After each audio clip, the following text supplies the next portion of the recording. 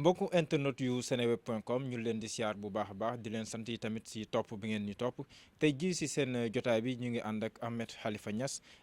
Niass ñu fas yéene waxtaan ak moom si ay ponk yu bëri yoo xam ne ni ñu ngi koy waxtaanee jamono ji si réew mi docteur Ahmed Khalifa Niass ñu lay nuyu di la siyaare bu baax. ñu ngi leen di fay ak seen i ñu leen di seetaan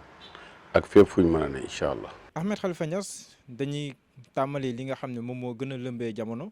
muy li dox sa digganteeg TFM gannaaw bi nga fa defee émission nga jàpp ne teguñu ko si app bi ñu ko waree teg nga wax si mbirum guerre muy ay accusation yu grave tey jii nii Bouba Ndour ne émission bi dinañ ko teg dibéer bii ñu jëm gannaaw bi nga déggee loolu yi tamit nan nga ko jàngatee. waaw ma rafetlu ko rek ma rafetlu ko ndax loolu mooy li war te mooy li baax man damay wax opinion. te opinion amul benn télévision boo xam ne war nga di def naxoo mbaay say téléspectateur maa leen boo leen ni diw dana wax diw dana fecc diw dana woy diw dana waare bés sàngam heure sàngam bu jotee loola amul da nga leen a wor te loolu benn média amul droit def ko ndax média bi buy jaay ay publicité ci audimatam lay basé pour jaay ko kon warul nax ay kiyam kon ñoom waroon na su fekkee ne émission la boo xam ne dañ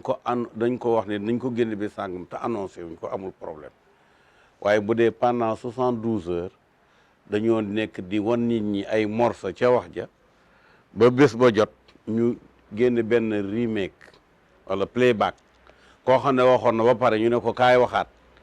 loola dafay jalgati opinion bi man opinion bi laay waxal bu mooy wax ci politique pour ñu respecter nit ñi la télévision yi mooy wax ak ñoom nañu respecter nit ñi du question Ahmed Niass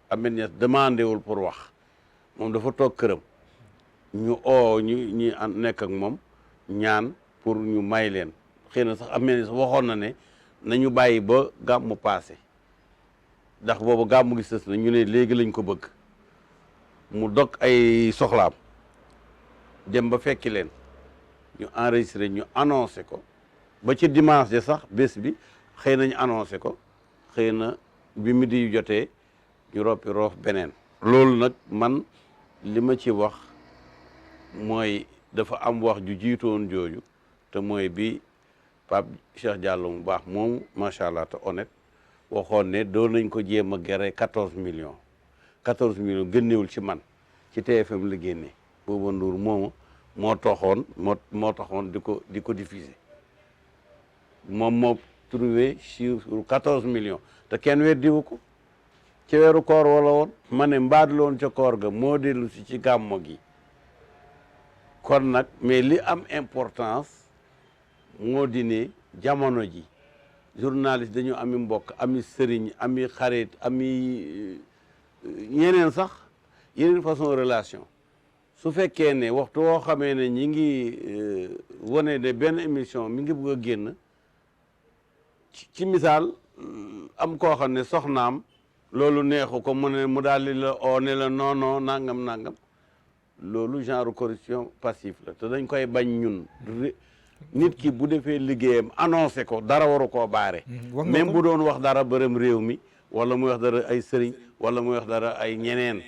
wax nañ waaw dafa mel ni yaa ngi junj loo xam ne am na ay xel yu koy xalaat tamit ndax Ahmed Khalifa Niass si jotaay boobu lay waxu si loo xam ne bu génnee indi jiixi jaaxa wala mbiicoo ak mbaaloo si réew mi ndax tamit wax nga ko am na lu média sañ am na lu mu sañut benn média yi tamit sañul génnee loo xam ne bu génnee mbiicoo ak mbaacoo am si biir réew mi loolu tamit ndax amul kàddu yoo fa yëkkati. yu war a génn d'abord xam nga mag mu toll ni man koy wax njaaxum du man naa wax nag loo xam ne du neex ñëpp mais du ma wax njaaxum magum juróom-ñaar fukki ak ñett du wax njaaxum te itam bu doon loolu la xanaa njaaxum li du ma jóg rek wax ko xanaa kon nañ ma ko laaj man lu ma kii ma woo daf ma woo pour di ma laaj li ma laaj laay tontu muy numéro 1 numéro 2 du direct donc moom luñ ca wax sax loo xam ne neex ko mën na ko nettoyer te loolu ci droit am la ne kon loolu mënuñ koo layee maanaam mënuñ koo layee mënuñu layee itam ay kii technique parce que loo xam ne may nañ la nga génne ki nga xam ne génnoon na ba pare ti nga waxoon yow yaa waxoon ñoom ci ñoom la man utiwu ma leen wax naa ko ci mi naa leen man utuma leen yéen a ma te ngeen maa bàyyi man ma toog fi ma toog rek man xaw ma benn du yow yaa ma woo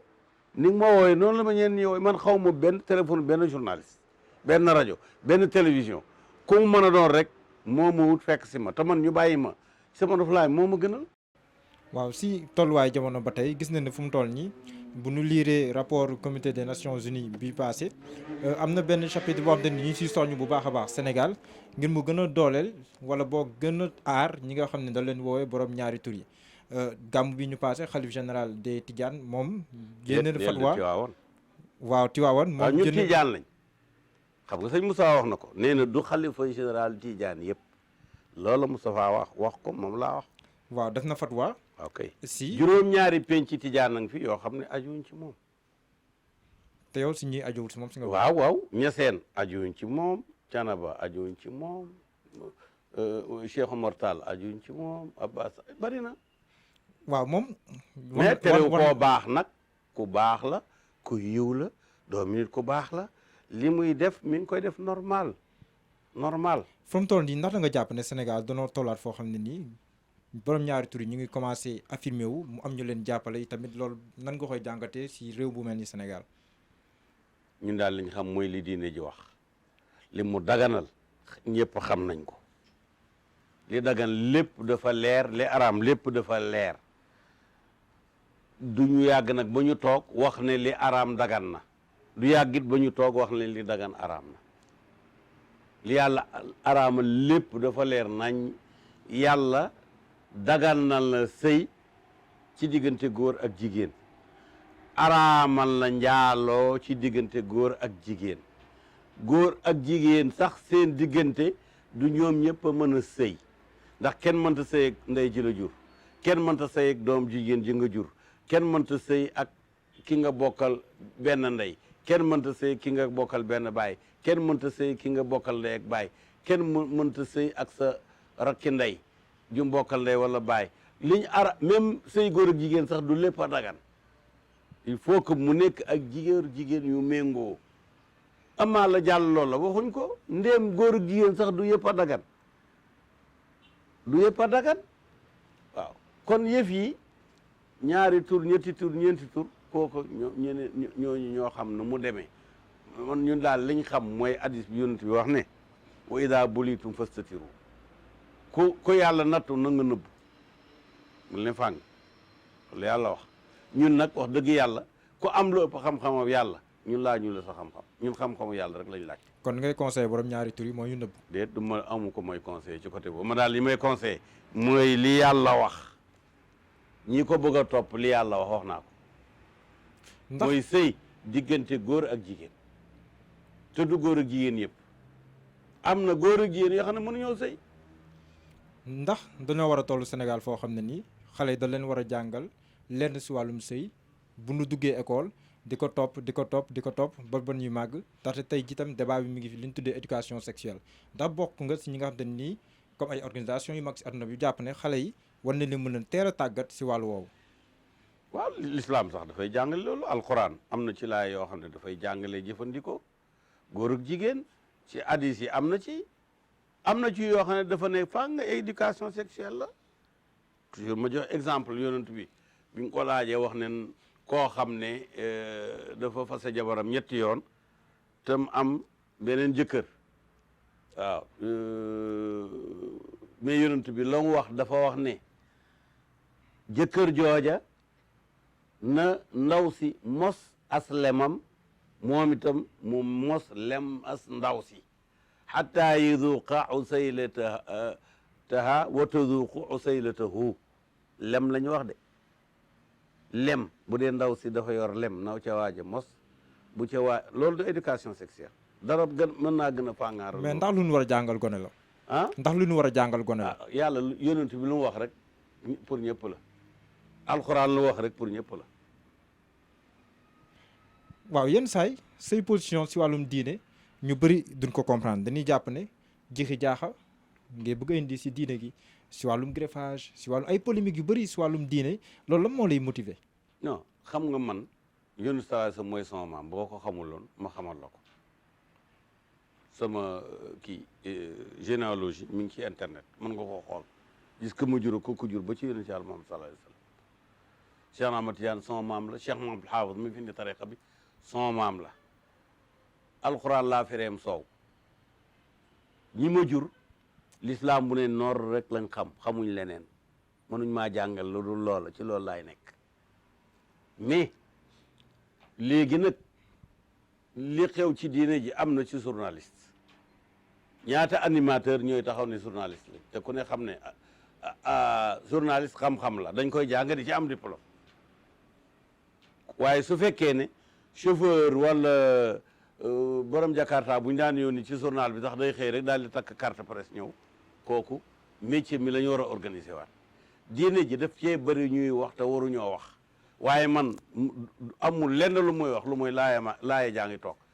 hadis sax du ma ko génne laaya alxuraan rek dóor mu daadu rek amul leneen man li may wax kenn mënu koo dindi. kon ndax alxuraan bi nga jàng dafa wuteeg alxuraan yu bëri jàng déedéet ñu su mel ni ñu su waaraatekat yu bëri ñu dégg non waaraatekat parce que en général boo defee sorti ay waaraatekat yu bëri dañ lay d'accord mais Sénégal rek moo am loolu est-ce que xam nga ne boo demoon Égypte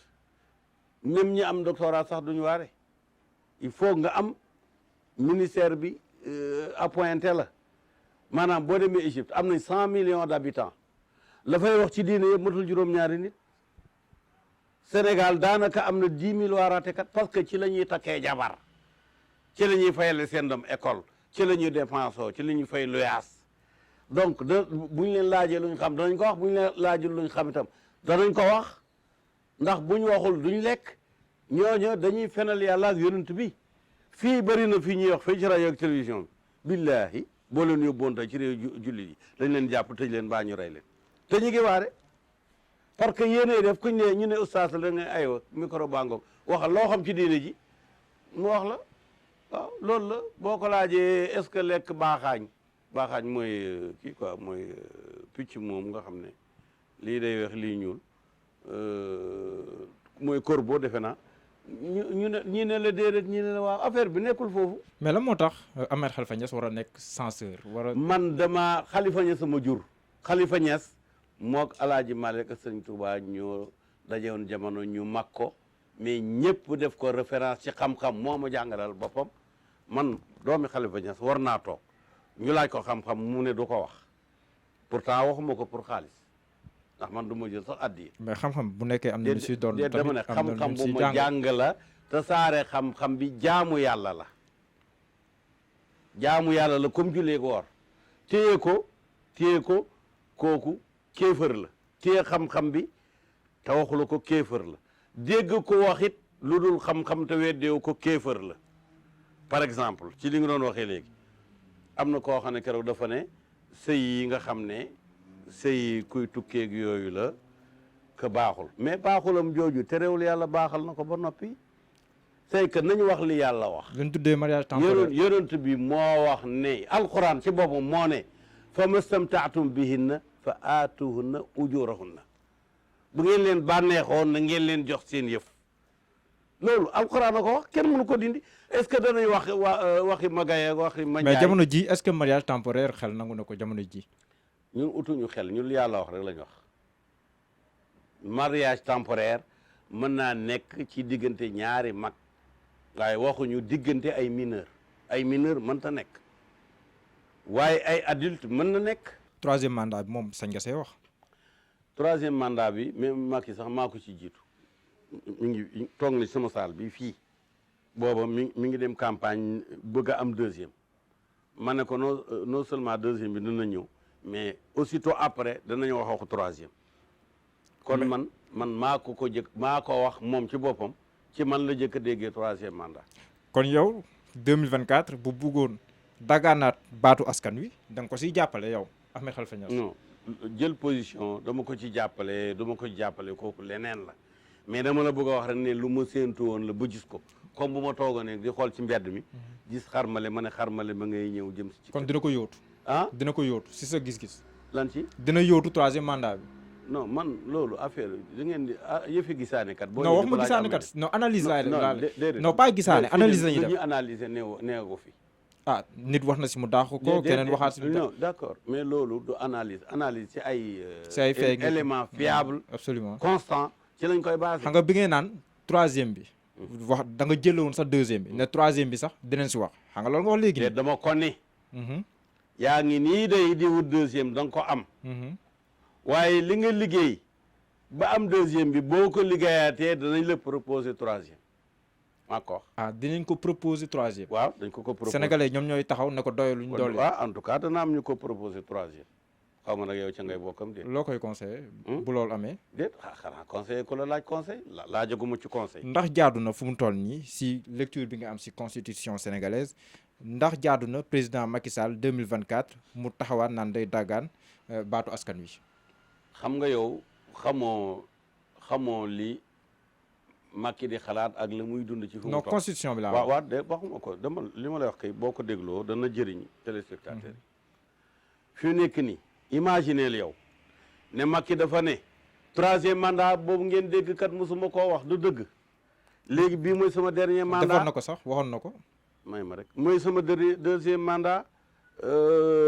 def naa ci nangami weer léegi ñeenti at ak dara moo ci des aussitôt xam nga li ñuy wax la saison des trahisons mooy ubbeeku APR bi day commencé ñi naan kan la war a doon bu dee Diallo la ñu ne nañu uti Diallo buy Mandiaye ñu uti Mandiaye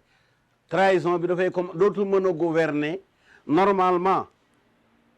fi ne Macky pour mu gouverner normalement il faut que ñu xelyaar ne demagul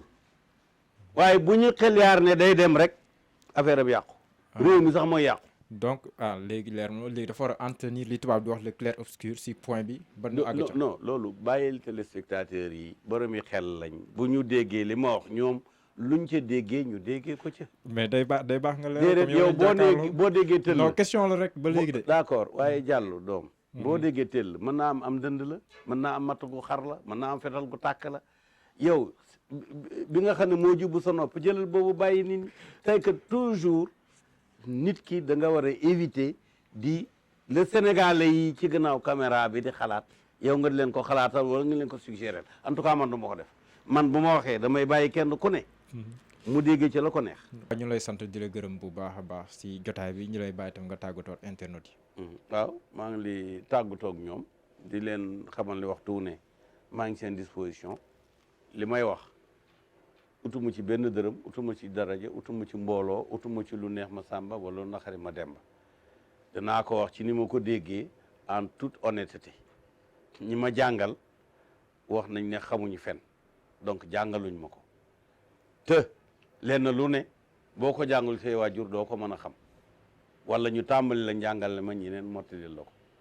maa leen di gërëm di leen sant di encourager Seneweb ci liggéey bu rafet baa xam ne ñu ngi koy liggéey jërëjëf mbokk yi yéen ñi doon seetaan mbokk internet yi di leen dig daje si fan yi di ñëw si yeneen jotaay yu ni mel jërë ngeen jëf